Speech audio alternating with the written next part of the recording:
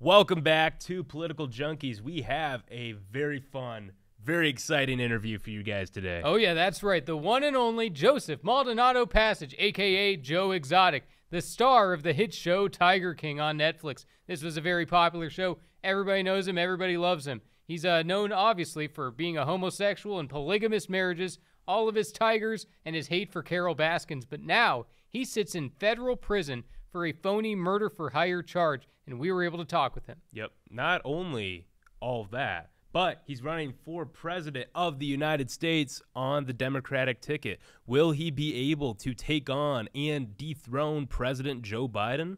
Well, we'll find out in this interview, I suppose. This call will be recorded and subject to monitoring at any time.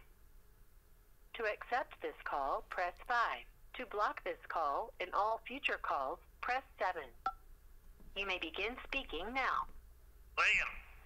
Hey, Joe. How's it going? How are you doing, dude? Doing well, man. I appreciate the interview. I have my friend Jesse right here next to me. Hey, are you live or are you recording? We're recording. Oh, okay, cool. Yep. Well, this prison phone's gonna hang up on us in 15 minutes. So. All right, sweet. Well, let's get right into it. Well, first and foremost, how's life treating you in prison? Well, it's prison. The food is and the medical care is worse than the animals that the Oklahoma City Zoo are getting. It's a shame that taxpayers are paying this kind of money and it's being squandered away somewhere because damn sure ain't in the system. Sure. Yeah, no doubt about that. So, Joe, I heard that you used to be a police chief in Eastville, Texas at the age of 19 years old. Can you tell us a little bit about that? Do you still support the police even after you've been set up and sent to prison? Well, when I was 19, I went to a city council meeting to apply for a job as a police officer, and I looked 12, and they wouldn't hire me because they thought I looked too young and I couldn't handle myself on the street. So I made them an offer that I would work for 6 months for free if they just gave me a chance. And in Texas, you can be a police officer for a year before you go to the police academy. And you have to be sponsored to even get in a police academy. So you got to be hired, by a department before you can even go to the police academy. So before I even graduated the police academy, I graduated as a police chief, as the youngest chief in Texas's history. Wow. Impressive stuff. Well, but what that does for me now is, not all cops are bad. Unfortunately, there's a lot of them out there that are, and our federal Bureau of Investigations are the worst. And until I stop breathing, I will push for a new law, and this one law will clean up the whole system. Okay, we need to have it a mandatory minimum of 10-year prison sentence, and I don't mean no free ride for the rich and only the poor are going to get this sentence. For any politician or law enforcement officer or federal agent that takes the oath of office to uphold the Constitution and violates that. That seems like an interesting idea, and that kind of goes. It would stop everything. It would stop everything. Sure. They would stop funneling money. They would stop falsifying police reports in order to make arrests. It would clean up the system. No, that's an interesting proposal. I haven't heard that yet, but it certainly would clean up the swamp, I would say. Yeah, because look at Hunter Biden just got off of what, $1.5 million, $1.5 million tax fraud and a gun charge. Right. When there's 20,000-30,000 people that are poor that are in the federal system for the exact same shit. Right. Well, and they're using all their resources to go after President Trump too. We have a question about that later, so you don't have to get into that now. I do want to ask you about your presidential campaign platform. Can you give us your 3 biggest points that you're campaigning on? From a federal prison. My 3 main deals. Okay. Yeah. One, my number one is our open border policy. Okay, and our border crisis. All right. They're gonna come in here. We're never gonna stop them from coming in here. And whether they come in here legal or they come in here illegal. Okay, so let's do president smart. Let's when we vet them and we let them in, let's give them a non-citizen tax number, just like the country police does, okay?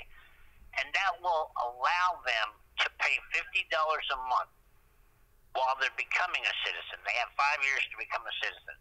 So let's charge them $50 a month, and that'll allow them to work, draw a paycheck, pay taxes, pay Medicare, and be part of the country's system instead of freeloading.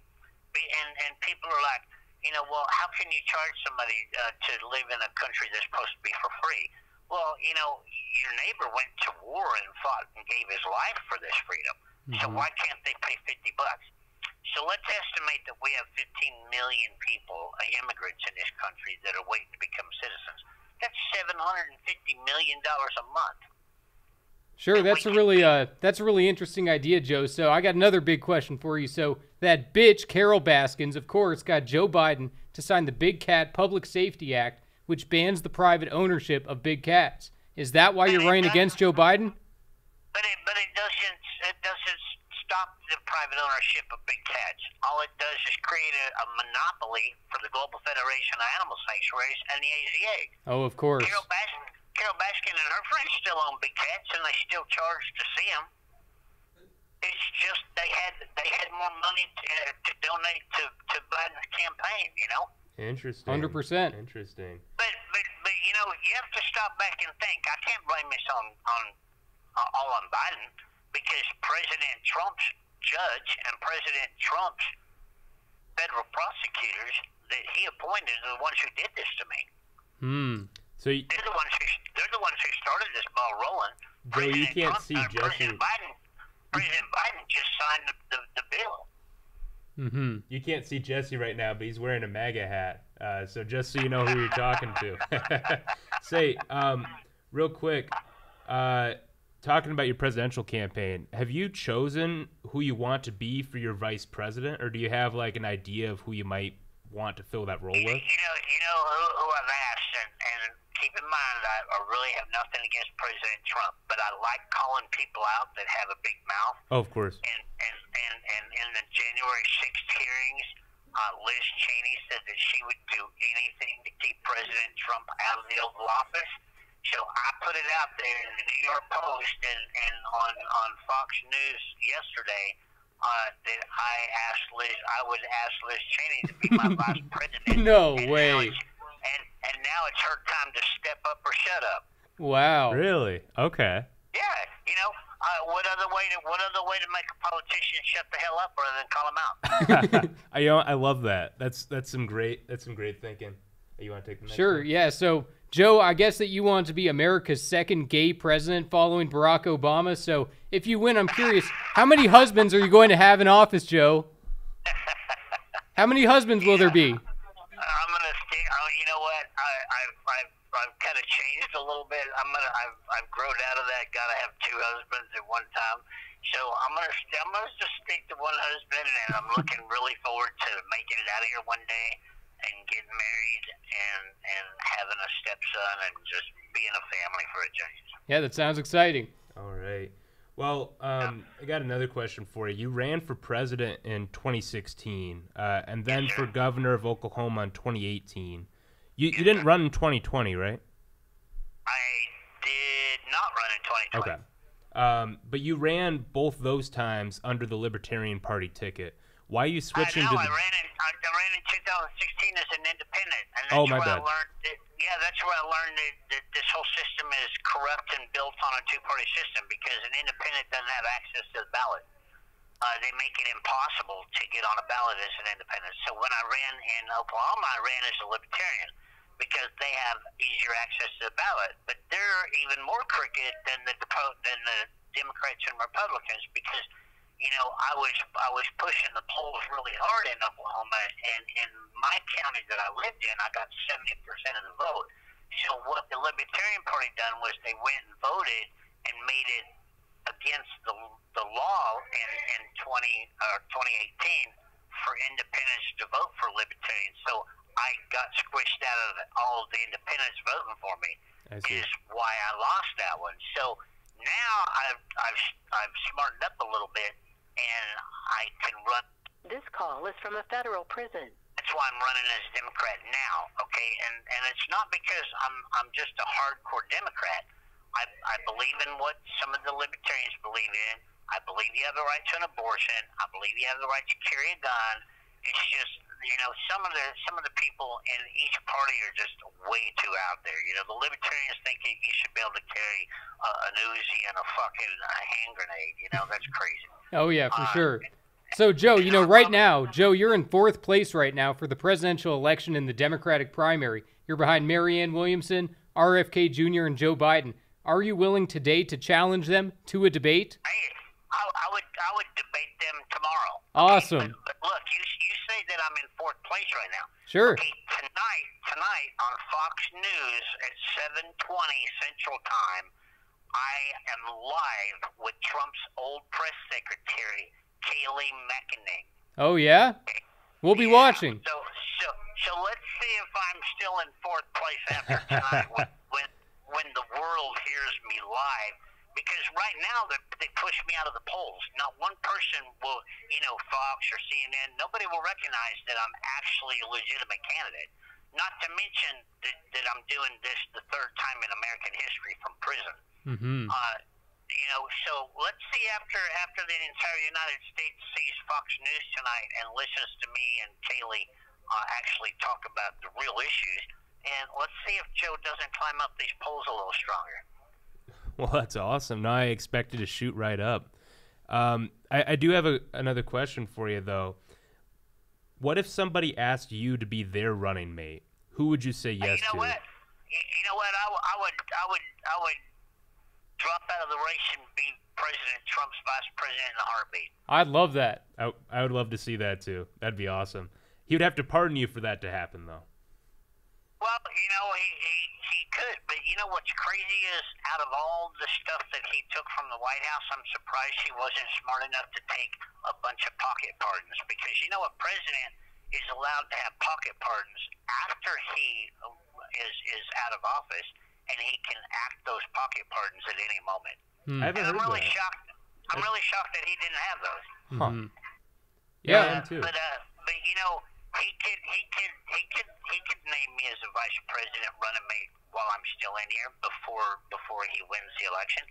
And you know, even after, if he didn't do that, even afterwards, I would like to be in his cabinet, because I would die to be the secretary of the USDA. Oh, that'd be awesome.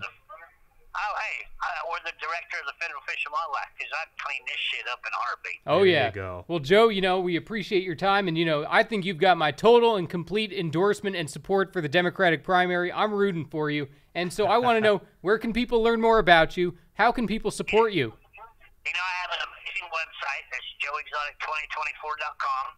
And, you know, it takes money to do this because most ballots cost $1,000 to $2,000 to get on each ballot. And I have to raise $100,000 in order to make them have to put me on all the ballots. So once I raise $100,000, I'm secured on all the ballots. So just get on 2024.com, get a T-shirt, a bumper sticker, whatever. It all helps. You know, I don't expect you just to hand me free money. Get a T-shirt in exchange for your donation. And, you know, if nothing else, wear it around Walmart or anywhere in town and at least create a conversation. Awesome stuff. Hey, Joe, I really appreciate you taking the time, man. All right, buddy. Yeah, thank you very much. I appreciate you giving me a voice. Absolutely. You have a good one. Okay, bye-bye. That was awesome. That was awesome. We just talked to Joe Exotic. Leading contender for the presidential election. Let's go. Your complete and total endorsement. Huh? Sure, for the Democrat primary. Why not? That was awesome. Well, there you guys have it. That was our interview with Joe Exotic, the one and only, the man who wants to make America exotic again. So, you know, running in the Democratic primary, we'll see how he ends up doing on Fox News tonight. I'm excited for that. So, William, what do you think? Pretty entertaining guy. Yeah, no, I mean, I didn't know what to expect. I didn't expect that. It's interesting to know that he has the complete and total endorsement from MAGA Jesse, though. That For should the shoot him Democratic up in the primary. Democrats really pay attention to what you have to Oh, say. absolutely. So I think that could give him a boost. I've got some serious sway with Democrats, but no, I'll tell you what, that was a lot of fun. I'm excited that we were able to do this from prison right to our studio here in Roseville, Minnesota. So it was great to be able to talk with Joe Exotic. Let us know who you want us to talk to next. Feel free to leave a comment. Make sure to like, comment, and subscribe on Rumble. Yes. The only free speech platform left in our country. So feel free to go on there, follow for more.